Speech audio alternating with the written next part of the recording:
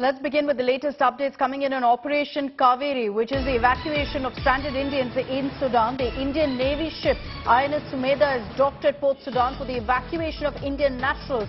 We're currently undertaking Operation Kaveri to evacuate all of our nationals from the war-torn country. It's estimated somewhere between 3,000 to 4,000 Indians are currently stranded in Sudan. A 72-hour-long ceasefire has been called between the Sudan Army and the Rapid Support Force to enable foreign nationals to evacuate. 500-plus Indians reached Port Sudan, which is 800 kilometers north from the capital of Khartoum. So now 500 Indians perhaps will be taken on board INS Sumedha. More help is headed the Indians' way in Sudan. Geeta Mohan, our Foreign Affairs editor, is joining us with more details on this. Geeta, this is the first step, the first, ship that's been sent across of many more that's going Sudan's way over the next 72 hours.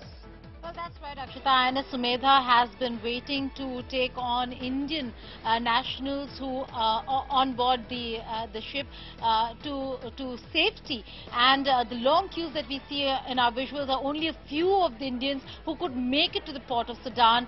Most of them still stranded in Khartoum, where the fierce fighting continues. Although a very hardly negotiated truce that had come about did not last, because RSF did not really agree to the truce part of the deal, and therefore fighting continued. And the reason why it was very difficult to evacuate foreign nationals, although some of the countries managed to, and in the rescue efforts they also managed to rescue a few of the Indians, Saudi Arabia and France in particular. But the Indian mission and the Indian government very clear that the Indians and Indian nationals have to be evacuated as soon as possible at the earliest. There are two aircraft that are on standby in Jeddah.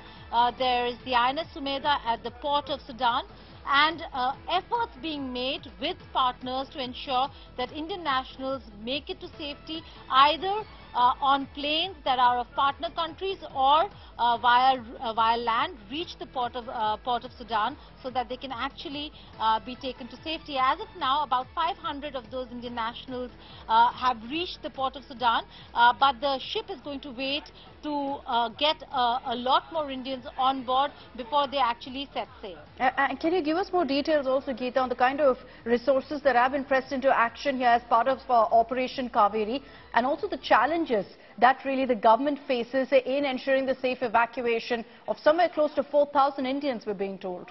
Well, the challenges are many. Prime Minister Narendra Modi held a meeting before the announcement by Dr. Jaishankar of our Operation Kaveri, and in that meeting it was significant, Akshita, because it's not just about engaging and ensuring that there are efforts on the ground with Sudan and the embassy there, but also the neighboring countries. And therefore our envoys in Saudi Arabia, in Ethiopia, in the bordering states, in United Arab Emirates, the UK, US, the United Nations, all of them now being engaged actively to ensure that the efforts are coordinated, and if there are areas, places where rescue efforts are underway, and if there are Indian nationals in those areas, that those Indian nationals should also be rescued. So a lot of the Ministry of External Affairs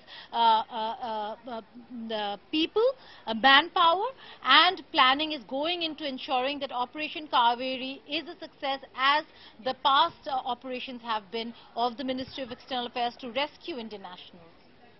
All right. Thanks very much, Geeta, for joining us with all of those details.